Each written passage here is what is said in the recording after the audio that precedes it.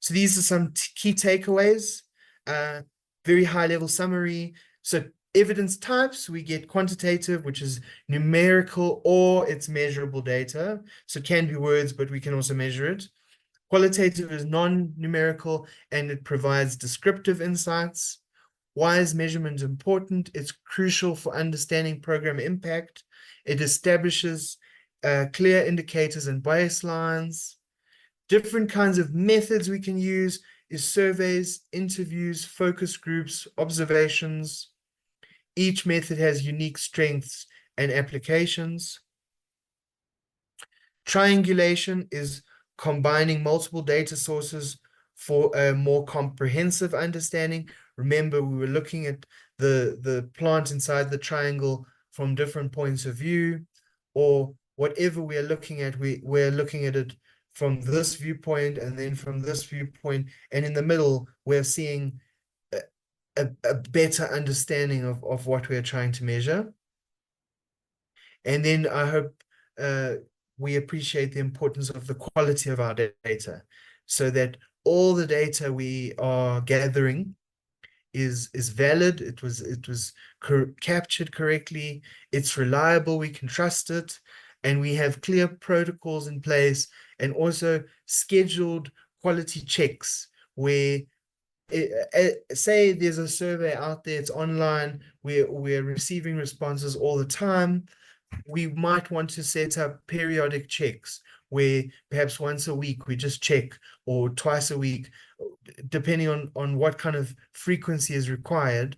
We would want to check, is the data coming through in a way that is usable, or do we need to change something quickly because it's coming in a way that's it's all jumbled, it's not the right format, it needs to be cleaned extensively before being used. So then those quality checks ensure efficiency in our process and ultimately help us at the end of the day when it comes time to analyzing it and learning from what the data is saying. I hope you've also gained an appreciation for how important it is to consider ethics, protecting privacy and confidentiality, and ensuring that those that participate in our surveys and interviews understand how the data is being used and why we're asking those questions. The importance of speaking about this topic within our stakeholder ecosystem, and we have collective buy-in. I hope you've gained an exciting and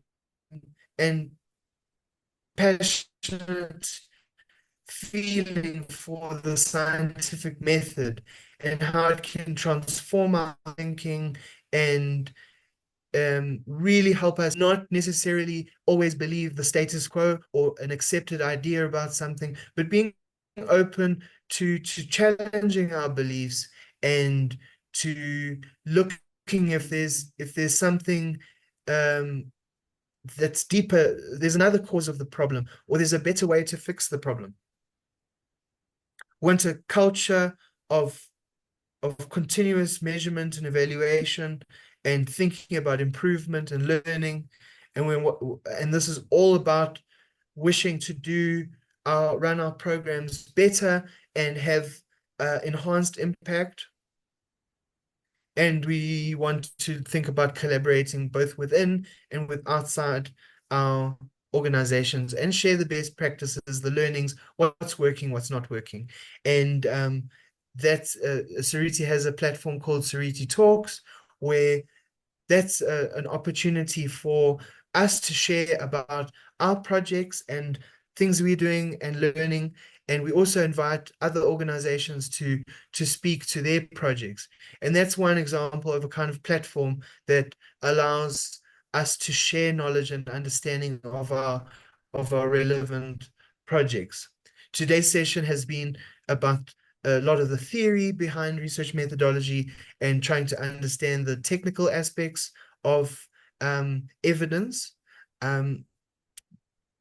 But on our Seriti Talks program, we have lots of opportunities where we're looking at in depth the kind of findings we're getting, and also inviting partners to speak about how their programs are going. So I hope that you keep a watch on our social media, our website, and sign up for those opportunities when they come about, when we're going to host one soon.